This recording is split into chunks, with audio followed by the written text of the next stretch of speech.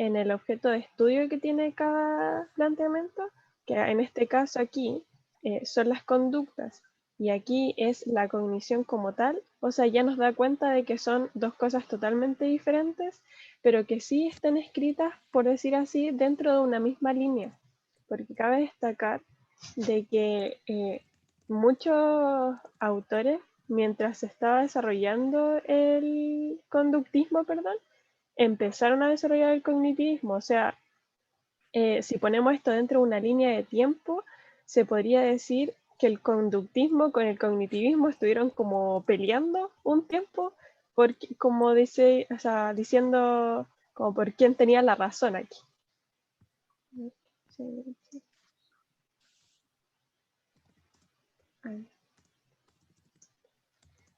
Entonces, igual es súper relevante el tema de la transición del conductismo al cognitivismo, pero eso lo vamos a ver a continuación por si acaso. Entonces, lo primero que tenemos que considerar son los objetivos que tiene el cognitivismo, que en estos casos son dos, o yo puse dos, que son investigar el funcionamiento y la estructura de la mente y plasmar teorías explicativas acerca de la eficacia de lo cognitivo en la producción de las conductas. Esto es más centrado a, o sea, a los autores, ¿cierto? Y esto como a la teoría en sí. Chao, Mita. Y ahora sí, perdón. Le vaya bien Espérenme a un tu poquito. mamá.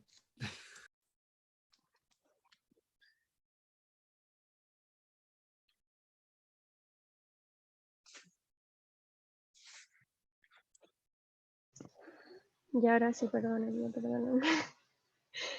Y entonces, estos son los dos objetivos del cognitivismo, como dije. Este centrándolo en la teoría como tal y este más en los autores, que vamos a ver a continuación. Entonces, la transición del conductismo al cognitivismo, tal como les mencioné, fue súper relevante, ya que o sea, estamos hablando que de un planteamiento que se tenía en un comienzo, pasaron a uno que era totalmente diferente. O sea, ya sí, ambos estudiaban como, ambos se centraban en la psicología, pero ya con cambiar el objeto de estudio fue como súper repentino igual para los autores del conductismo. Ya que si bien recordamos, o no sé si recuerdan, la psicología en un comienzo era como una ciencia que tenía una explicación compleja, ya que no contaba con algo objetivo en lo que sustentarse como todas las ciencias naturales. Refiriéndonos con esto principalmente a los planteamientos wundianos que hubieron. Entonces, la teoría conductista nos trajo evidencias de que conceptos como el aprendizaje se podían adquirir a través de la modificación de la conducta, que al ser un resultado observable, se consideraba como una teoría confiable en la perspectiva científica. Pero ¿qué pasó? De nuevo volvió esta idea de volver a empezar a estudiar como lo abstracto y lo que no se podía ver con el cognitivismo. Entonces, igual fue súper eh, como a lo mejor un poco abrupto de nuevo volver al comienzo, o sea, de nuevo empezar a los planteamientos un poco gundianos para el estudio de la mente. Entonces igual tuvo como hartas críticas, pero aún así lograron salir adelante los autores porque los planteamientos que tenían eran como, explicaban demasiadas cosas, entonces simplemente no les podían decir que no. ¿Se entiende un poco como esa idea del cambio? Sí, María Ignacia, solo como para complementar, qué bueno que tocaste ese tema porque había un señor que se llamaba William Wundt, y por ejemplo, Chris recordará también el hito fundacional de la psicología fue cuando este señor hizo un laboratorio de psicología en Leipzig, y no me acuerdo Ujú. el año, pero es como el hito que, por ejemplo, cualquier manual de psicología algunos manuales de psicología, pero los más tradicionales, digamos, identifican el inicio de la psicología como ciencia con este señor. Entonces, claro, las críticas que se le hacían a Wundt era principalmente que él utilizaba la introspección para estudiar la mente humana, que era un ejercicio de introspección así en términos muy simples. Era seleccionar participantes en alguna investigación y él les iba preguntando, por ejemplo, al hacer una operación matemática sencilla o al construir una oración, un mensaje, les iba preguntando cómo ellos, dentro de su mente, iban, digamos, realizando estas actividades cognitivas. Entonces, ciertamente eso, a pesar de que hubiera estado en un laboratorio, no gozaba, digamos, de validación experimental. El método de la introspección era muy debatible en ese sentido. Em, Así que claramente los conductistas empezaron a hacer otras formulaciones para, como decía María Ignacia, hacer más patente, poder investigar en base a resultados, que en este caso eran las conductas, digamos, este desarrollo psíquico de diversos organismos. Y principalmente se tomaron de la fisiología. Pues esa era la razón por la cual siempre eran o perritos o ratas, los sujetos experimentales, porque todavía se aceptaba que esos animales tenían con una relación anatómica con el cuerpo humano. ¿Mm? Eh, los conductistas señalaban eso, que sea animal o sea humano, lo que ellos estudiaban en términos de conducta y las conclusiones que sacaban eran asimilables a estos dos seres vivos. ¿Mm? Claro.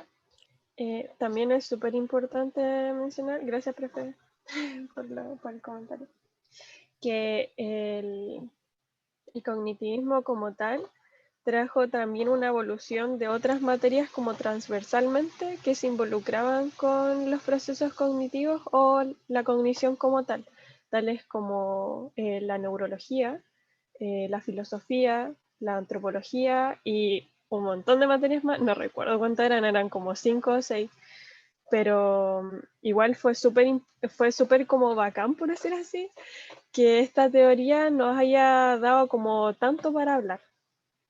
Entonces igual es súper interesante eso. Entonces, ya, ahora, ¿cómo vamos a entender la aplicación o la praxis del cognitivismo? ¿Cómo lo hacía la gente para aplicar esta teoría? En primera instancia vamos a ver a tres autores, que son Vygotsky, Brunner y Badley. Vygotsky con la teoría sociocultural, Brunner con la teoría del aprendizaje por descubrimiento y por último Badley con la teoría de la memoria de trabajo. No sé si a alguien le suena uno de estos tres autores o le suena una de estas tres, o sea, uno de estos tres autores o una de estas tres teorías, que sepa algo que me pueda decir por ahí.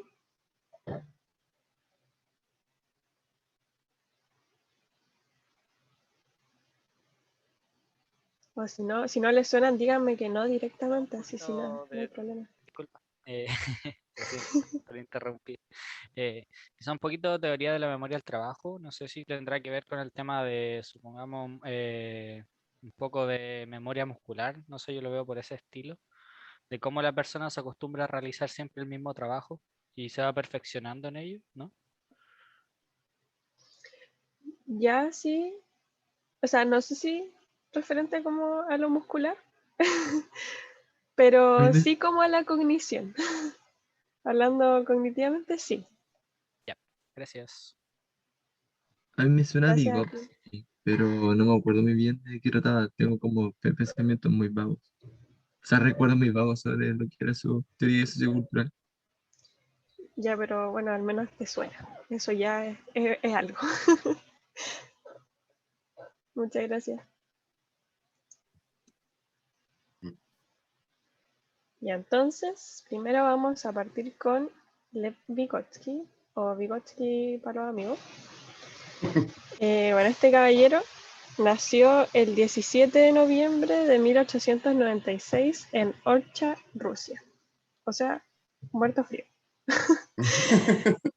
Estudió Derecho en la Universidad Estatal de Moscú y a su vez estudió varios tópicos que le eran de interés, como por ejemplo sociología, lingüística, psicología y filosofía.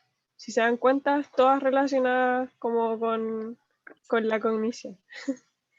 En 1924 ingresó a estudiar psicología en el Instituto de Psicología de Moscú, hecho que marcó su comienzo en la investigación de tópicos como el lenguaje, la atención y la memoria. Ojo con esos tres conceptos porque van a ser súper importantes, o con los dos primeros, el lenguaje y la atención, dentro de esta clase. Entonces, tal como les mencioné anteriormente, Vygotsky planteó esta teoría sociocultural que básicamente dijo que era que el aprendizaje era un proceso que se encontraba fuertemente ligado a la influencia del contexto sociocultural del sujeto, sobre todo en las primeras etapas de su desarrollo, tomando también en cuenta que el lenguaje es un sistema que le permite a la persona establecer su propia conducta. O sea, para Vygotsky, existen dos factores fundamentales que son los que determinan el aprendizaje del sujeto: la interacción con el entorno, aquí el contexto sociocultural, y el lenguaje. Entonces estos dos conceptos son importantísimos dentro de su teoría.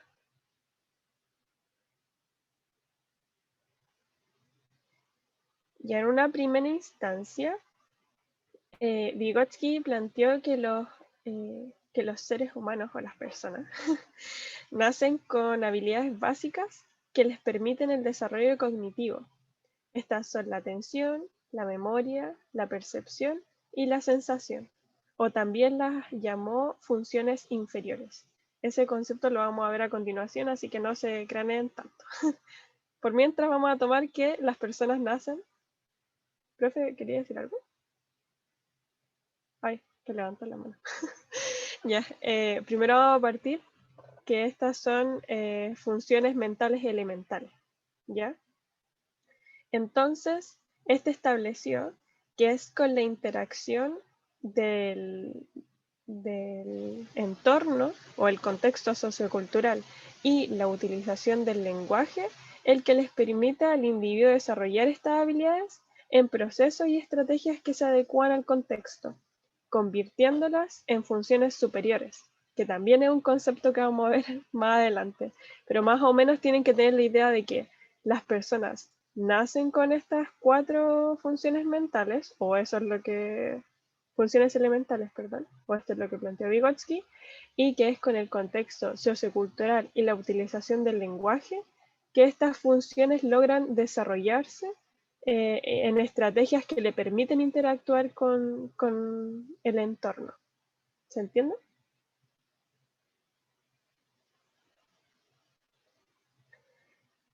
Igual para entender un poquito más como este tema de el cómo estas funciones inferiores llegan a ser funciones superiores o cómo estas funciones elementales logran ser funciones superiores, vamos a ver este concepto que es bien relevante, no solamente en este autor, sino que en otros que vamos a ver más adelante, así que para que ahí le pongan ojo, que es el scaffolding o en español andamiaje. Básicamente es un método que le permite al aprendiz alcanzar un aprendizaje sin la necesidad de tener un profesor constantemente presente. O sea, ahora estamos viendo como la autonomía del aprendiz. Básicamente, este plan de andamiaje o scaffolding se basaba en que el tutor entregaba una serie de actividades estructuradas y a su vez las herramientas que el estudiante pueda emplear para desarrollarlas. Y luego, mientras el estudiante realiza la actividad, el profesor solo guía y entrega retroalimentación de lo realizado. Entonces, esto permitía que el aprendiz o el estudiante tuviera un aprendizaje mucho más autónomo de lo que se conocía anteriormente, porque no sé si recuerdan que con el conductismo, como que ya con el hecho de que el estudiante lograra repetir las mismas conductas, se consideraba como que ya el aprendizaje estaba realizado, como que ya había aprendido todo lo necesario para esta vida. En cambio, aquí solamente el rol que tiene el tutor es de corregir en el caso de que sea necesario y de apoyar. O sea, ahí el cómo se la arregla el estudiante es cosa de él. Igual es súper importante que con este plan se mide el potencial y no los conocimientos como realmente estandarizados, por decir así. O sea, aquí el estudiante no tiene que llegar como a una meta, así como, ¿cómo decirlo? Como muy definida, sino como con el simple hecho de llegar como a lo que más o menos se quiere, es como suficiente, o incluso puede llegar a más de lo que se quiere. Entonces, por eso se refiere a que no se quiere como un estándar, se quiere que el mismo estudiante logre desarrollar un potencial propio. ¿Se entiende esto? Que igual puede ser un poco complejo. Sí. Creo que alguien levantó la mano. Ricardo, Sí, sí, era como para ejemplificar con la película que vimos, era lo que quería Rancho, que se midiera el potencial que tenían los estudiantes, no los conocimientos estandarizados que quería el director. Claro. mm, buena, Buen ejemplo. no lo había visto de esa manera. Yo tampoco. Bacán. Porque claro, pues, o sea, la diferencia, ustedes sabrán, entre lo que se efectúa y el potencial es que el potencial, lógicamente, todavía es algo que no llega a ser, pero ese potencial, digamos, es lo que, por ejemplo, en términos educativos, es lo más importante, digamos. Por ejemplo, podríamos también sostener que a medida que vamos progresando en los años de escolaridad, por ejemplo, cada vez vamos perdiendo un poquitito más de potencial, ¿o no? Eh, Sin embargo, Vygotsky viene a señalar esto también, que si usualmente, por ejemplo, tú te socializas en el colegio, en la familia, al momento de estar educándote o criándote, ese potencial, ¿no es cierto?, que se anida en nosotros cuando somos bien pequeñitos, se va disminuyendo a medida que vamos creciendo y vamos socializándonos también. Sin embargo, Vygotsky dice como que digamos, la influencia sociocultural debería estar más concentrada en visualizar ese potencial en vez de restringirlo mediante la educación, sino que Vygotsky dice, observemos este potencial para ver si ese potencial permite tener como, a ver, ¿cómo podría decirlo? Como el banco de experiencias, no, a ver, es como una energía, digamos, que aún no tiene forma y que podría llegar a encontrar forma mediante este encuentro del individuo con su sociedad. Así que es como, claro, como un diamante en bruto. Lamentablemente, ahí, bueno, Vygotsky está diciendo que el diamante en bruto es más valioso que el diamante ya cortado, ¿no es cierto? Nosotros sabemos que los diamantes que ya están cortados, al tener unas medidas específicas, comercial y económicamente es más valioso, pero en ese sentido es mucho, en el sentido de Vygotsky, es como valorar más el diamante en bruto. Muy bueno, muy buenas Yo vi como una analogías. metáfora con el tema educativo, o sea, para las personas que somos más críticas del sistema, si tomamos la universidad, por ejemplo, que la universidad propicia más una serie como de un pack de conocimientos estandarizados que va generando como una estructura en las personas que estudian. Entonces que como decías tú, Gerardo, va quitando ese potencial, digamos, como quizá que podría ser innato, que se va desarrollando, digamos, a partir de la interacción con el medio. Entonces, una de las grandes críticas quizás que se podría hacer al sistema educativo es ir estandarizando a las personas y no permitirles desarrollarse necesariamente dentro de sus propios potenciales. Estoy generalizando, porque obviamente es necesario tener ese pack de conocimiento estandarizado, sino cómo te vas a formar profesionalmente. Pero no hay un énfasis en generar mayor potencial en las personas. Pero según yo recuerdo en la película había uno de los protagonistas que finalmente fue ingeniero y que él lo deseaba mucho y que era una de las metas que él quería lograr en su vida, po. A pesar de que Rancho también quería estudiar ingeniería, digamos, se lo tomó desde otra perspectiva en contraposición del otro personaje que no me recuerdo muy bien. Y el otro, el que usaba lentecitos, estaba pero más en consonancia con sus potenciales, po, con sus potencialidades al momento de sacar fotos de la vida animal, etc. Ahí Ricardo en el chat señala el potencial de lo que se puede hacer con el diamante que ya no está trabajado. O sea, claramente, si el diamante está menos pulido, más potencial guarda. Es como ese pulir el diamante o cortarlo responde a que todavía el diamante tiene una potencialidad mayor. Buen ejemplo. No se me ocurrió. A mí tampoco Gracias. Bueno, ahí engancharlo con la para película. comentar, pues, aparte también, muy buen enganche con la película, tener en consideración que cuando veamos psicología del desarrollo se va a entender un poco también lo que se está señalando ahora. En el fondo, el desarrollo, digamos, desde la primera infancia, cuánto es lo que agarra del ambiente, cuánto es lo que viene de manera quizá como innata o se va construyendo a partir del tiempo.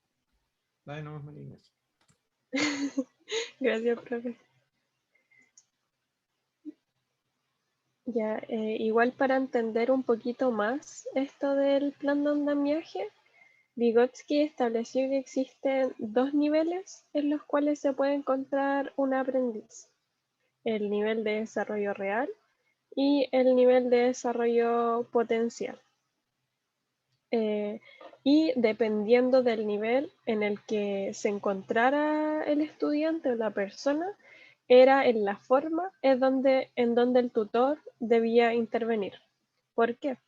Porque en el nivel de desarrollo real, el estudiante sí es capaz de desarrollar actividades autónomamente.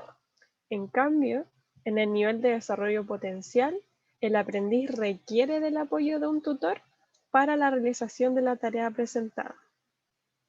Por ejemplo, ya les voy a dar un ejemplo conmigo. Un conocimiento en el cual yo lo pueda situar en el nivel de desarrollo potencial. Por ejemplo,